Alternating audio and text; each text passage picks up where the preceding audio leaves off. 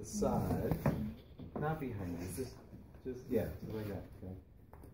First off, is there anything that you notice about Jamie's posture? Putting her on the spot.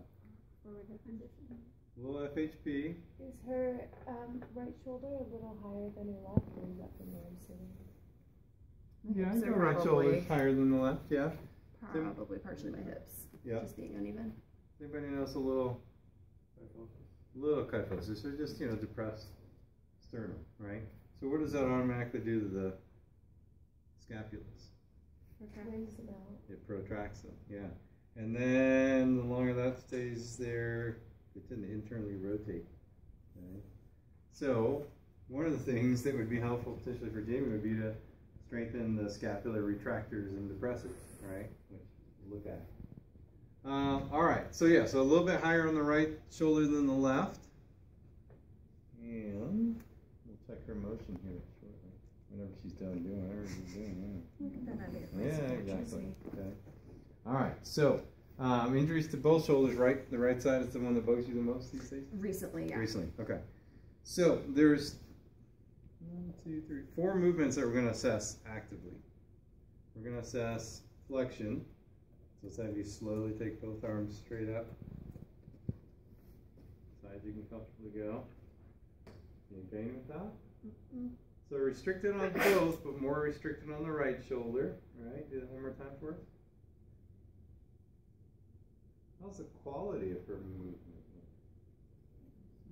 You're shaking your head? Not real smooth. Yeah, not real smooth, right? A lot of that, but yeah, a lot of it's core stability, not shoulder issue. Sure, right. Okay, how about out to the side? How about abducting? A little more forward on the right. Yeah, any pain with that? Okay. All right, so we've got some limitations in flexion and abduction, right? Some of it's coming from the shoulder, some of it's coming from the core. We'll do this passively as well. Internal and external rotation. Can you go 90 degrees of abduction? And then you should be able to externally rotate 90 degrees at the GH joint. Cool. Not bad. Okay, she's got it. Okay. Any pain? No, it just feels like it's tight back in here. Okay, so a little struggle. Okay. And then how about internal rotation? So we should get to about 70 degrees. Uh-oh. You got way too much internal rotation, right? Got Oh my God. 98, I don't know, right? So she can do excessive internal rotation. So what does that mean is stretched out?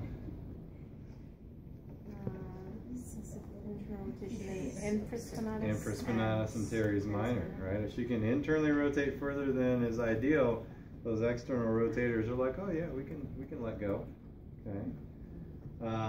And that, again, that goes along with this type of stuff, right? We exaggerate it. So again, we should have 180, whether you're flexing or abducting. External rotation should be 90. Internal rotation should be 70. And on the internal and external rotation, that should be without any motion of the scapula, because that's just GH joint movement. But with flexion and abduction, we know we've got scapulohumeral rhythm, so we expect there to be some shoulder motion, some scapular motion. Okay. Let's look at this passively, and then we'll do some muscle tests. So you lie face up for it. Do you want pillow, bolster, and then you're good? All right. All right. So let's go ahead and check the right shoulder. We know the left shoulder's got some history, but let's just get into what we need to get into. So we're going to check flexion, so as best you can, nice and relaxed. Let me know if there's any pain or discomfort. So as we bring this up, the arm naturally has to or wants to externally rotate. There's a little bit of a pinch in here. A little pinch. Okay, can we go further? Still pinchy? Not so much there, but now I feel a little bit of a strain in the back. Okay. So she's got full flexion. That little bit of a pinch could be a little bit of subacromial impingement, right? What happens if we do a little traction?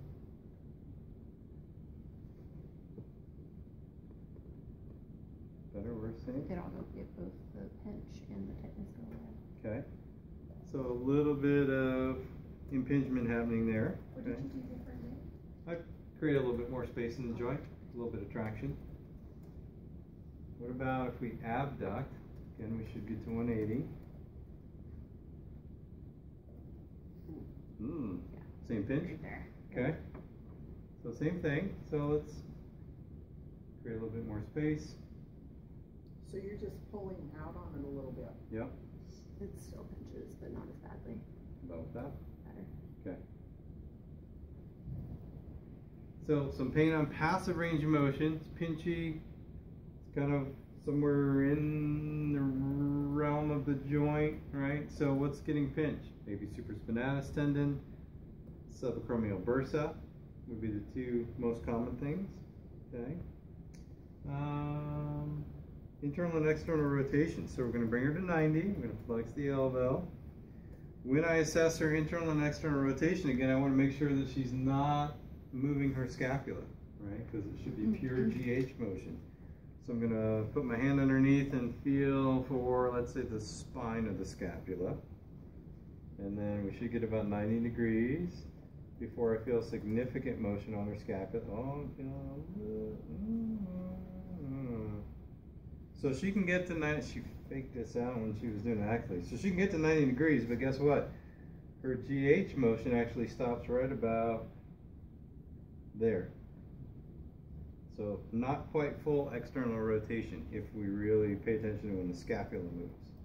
So probably a little tightness in anything that does internal rotation. So it could be any of the internal rotators on the board. Subscap, lats, teres major, pec major. And then the same thing here. Feel for the scapula. We're going to internally rotate. You've got a lot of internal rotation. So let's see how much of that internal rotation is GH as opposed to scapula starting to move. Right about there is when her scapula really starts to move. And that's just a little beyond 70, right? If we take her into all that internal rotation that she was showing us earlier, that's a lot of essentially anterior tilt to her scapula. So I'd say she's closer to normal on internal rotation passively than she is actively. So that actually feels about right. But we're a little limited in our external rotation. It's a little different result than what we saw actively. Any pain with either of those? No. Nada. Questions on any of that? Will you have a different result if you're laying down prone than you do sitting up when you do some of the... The passive? Absolutely. Someone's sitting up, and theoretically you can do all these passive motions while they're sitting up. Not only do they have to have enough stability, but they have, for a passive range of motion, they have to be able to completely let go of their shoulder, which is hard to do when people are sitting. Same as like doing the compression distraction test on the neck. Lying down is, in my opinion, the best way to go because people are more likely to let go. Nate, are you doing the active test then to try to get the degrees that they're rotating, or is it more for pain? Because like you said, if the scap's moving, like you want to passively do it. Okay. Yeah, so active motion will tell us both, are they within the normal range, and is there pain associated with it, right? Because that can indicate maybe muscle, but it could mean that there's something structurally as well. So then we also have to do our passive motion. What, is this what you would see with someone who is like a pitcher or a volleyball player? Like this kind of like the limited range of motion and the exterior or the external rotation. I mean, pro ball players, I mean, they have excessive motion in both directions, but certainly a lot, certainly a lot more in external rotation for the wind up of a pitch. Right, so we said normal is about 90 for a pro ball player, about 150. Wow. Right, for that wind up. So But they would have it really stretched out, so it'd be excess both ways. it could be accessed both ways if they're maintaining decent shoulder health. Obviously, you want the wind up. What they would want to focus on is not losing that internal rotation, right? That gird. Okay. All right, so let's do a couple muscle tests. I'm going to skip down to the rotator cuff muscles, and we're going to start with internal, external rotation, and then we'll try supraspinatus at the end. So we can do these lying down, we can do them sitting. If you're doing them supine, to test internal rotation, I'm going to have Jamie hold her arm like so, and I'm going to try and take her towards external rotation, so she has to engage her subscap. And relax. Any pain? Okay. So internal rotators are doing all right. No pain, no weakness. To test her external rotators, just going to do the opposite. Hold your arm there, and don't let me pull you down this way. That feels weaker. Okay. And relax. Any pain?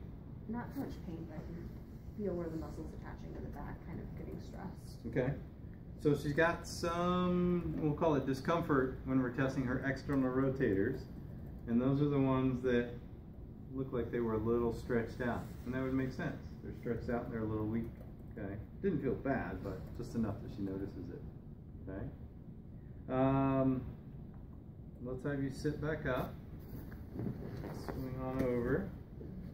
And we'll do supraspinatus. So the test for this is referred to as the empty can test, but there's also the full can test, and you can do either. Clinically speaking, the full can is more accurate, but the one that's most often used is the empty can. So it's kind of like for scalings for thoracic outlet syndrome, we had the Adson's test and the Halstead. You could do both, right? All right, so what's your favorite canned beverage? Probably Dr. Pepper. Dr. Pepper. See, this always ends up becoming the empty beer can test, but it's going to be the Dr. Pepper test. So, all right, so I'm going to have you hold up 2 cans of Dr. Pepper about like so. Come towards me just a little bit, okay? And then, I'm sorry, we're not going to have that in the classroom, so can you dump it out for us there? So there's the starting point for the empty can test, okay? So as best you can, I'm going to have you hold your arms there, don't let me push you down. And relax. Any pain? Again, just that, I can feel it like start to get stressed, but no Okay. pain. Okay, so no specific pain, but a little struggle. So that test tries to isolate the supraspinatus. So shoulders are flexed 90 degrees, horizontally extended somewhere between 30 and 45 degrees, and then internally rotated. If you want to do the full can, same position on the shoulder, just palm up or thumb up. So we'll see if we get any different result. Hold there. Oh. Yep, that's a lot weaker on that side. Yeah. So same test theoretically, but one shows or elicits more weakness in the supraspinatus on the right than the left. Okay. Any pain with it, or just weakness? It was starting to get painful. It could just be the repetitive stressing. Yeah. It's starting to get irritated. Yep. Okay. Nothing sharp or anything. Okay. So what's the clinical significance of seeing it far more obvious, far more apparent with that full can test versus the empty? So in both cases, what we're trying to do is isolate supraspinatus. Let me grab our skeleton.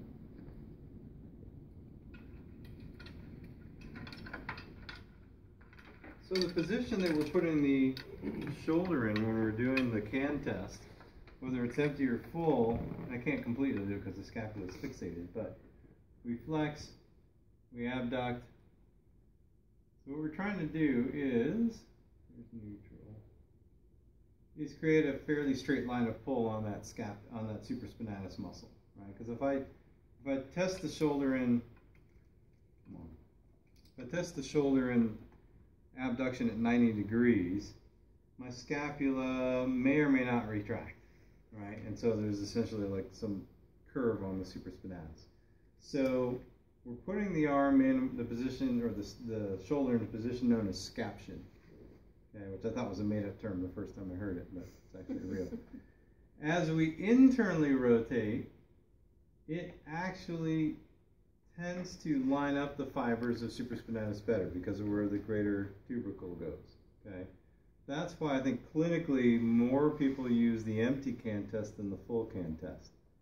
When we do the full can test, which is thumb up, the greater tubercle clears the acromion process, and we start to turn the corner on that supraspinatus muscle. Now, I don't know why, evidence-wise, and it may have just been on a few studies, the empty can supposedly is more accurate. But if we look at the line of pull of supraspinatus, it has to turn the corner before it goes to its attachments. That's probably why it tested weaker on her. Doesn't happen on everybody. Okay.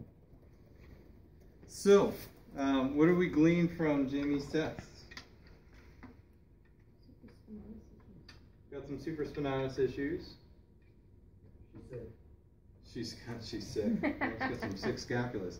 Yeah, so when she's doing those tests, we didn't really look at it because I usually like to highlight it too much.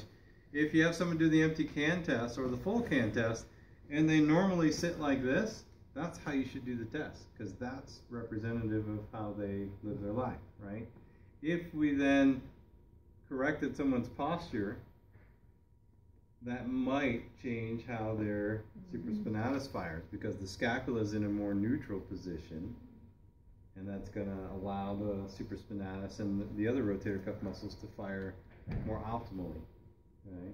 So yes, she's got supraspinatus weakness, but is it true weakness of the supraspinatus, or is that weakness of the supraspinatus due to the fact that the scaps are not where they should be? Right?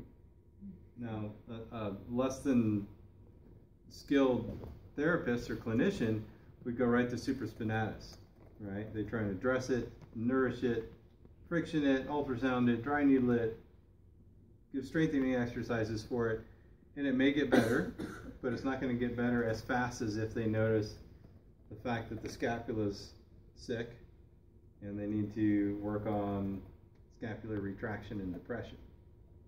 That's what I'm doing in PT with my bracing before we can start gait training, is getting my posture back, getting the kyphosis out, getting the lordosis out, just from the hardware and the soft back chair. Yeah. So that's what we're doing, is that. And that's where I would start with her, is I'd spend, like, soft tissue wise, I'd work on the pecs, the lats, and the subscap, the internal rotators, so that the humerus can come to more neutral rotation, and we elongate the muscles that pull the scap into protraction. Then I'd have her doing some things to work on retraction and external rotation. Okay? Yeah. I don't know if I caught this right. So with the empty can test or full can, do you want them in their normal posture, or do you want them, or can you also test? You can test it both. So what's sometimes useful for your patients or your clients is test it with them in their neutral posture, and they'll notice that, oh wow, there's some weakness, and yeah, that gives me my shoulder pain. But then when you guide them into a more neutral posture, if they have more strength and or their pain goes away, then they start to become aware of the fact that my shoulder pain is due to the fact that I sit like this all day. So then you can start bringing some awareness to their posture. All right. Other questions before we let her go? I want to grab one other person real quick.